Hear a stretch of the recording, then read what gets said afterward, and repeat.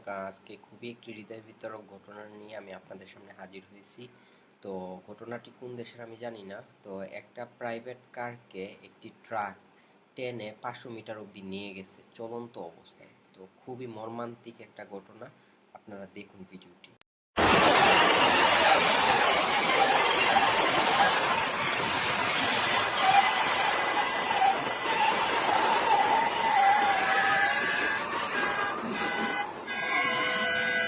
তো দর্শক, আপনারা এতক্ষণ ভিডিওটা দেখলেন। তো খুবই মর্মান্তিক একটা ঘটনা ছিল এটা। আর আমি বুঝলাম না যে চালকটা ট্রাক চালাইতেছিল সে কি এটা দেখে নাই। আর যদি সে দেখে থাকে তাহলে ওর মধ্যে কি মন বা বিবেক বুদ্ধি বইলা কিছু নাই, সে এটা কেমনে 500 ফুট অব্দি টেনে নিয়ে যেতে পারলো। সে তো গাড়িটা থামাইতে পারতো, সে এটা থামাই নাই। সে কারটাকে, ওই যে প্রাইভেট কারটাকে সে টেনে 500 ফুট অব্দি নিয়ে গেছে। তো আমি জানি না পরবর্তীতে কি হয়েছে, আর লোকজন কি নিহত হয়েছে নাকি আহত হয়েছে। তো ঘটনাটা যদি বাংলাদেশের হইতো তাহলে হয়তো খবরটা পাওয়া যেত। আর সম্ভবত এই ঘটনাটা ঘটেছে ইন্ডিয়াতে। তো যে ট্রাক চালাইতেছিল সে কি নেশা করে ট্রাক চালাইতেছিল নাকি, এটা একমাত্র আল্লাহই জানে।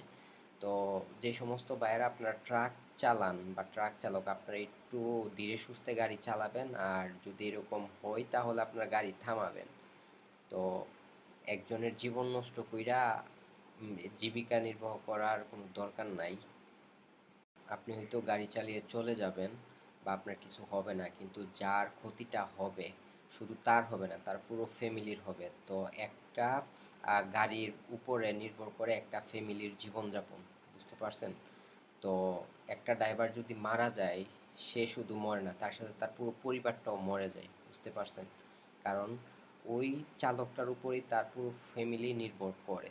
তো আপনারা সব চালকরা বাই বাই, আপনারা একটু ধীরে সুস্থে গাড়ি চালাবেন। আর এরকম ঘটনা যাতে না ঘটে ওই দিকটা আপনারা খেয়াল রাখবেন। ভাই, তাড়াহুড়া করার দরকার নাই। আপনারা 1-2 টাকা কম কামান, সমস্যা নাই। তবে একটা জীবনের দাম অনেক ভাই, অনেক। তো আপনি বেঁচে যাবেন কিন্তু আরেকজনের জীবন আপনি শেষ করে দিবেন, এইরকম ভাবে তো ভাই জীবনযাপন করা যায় না।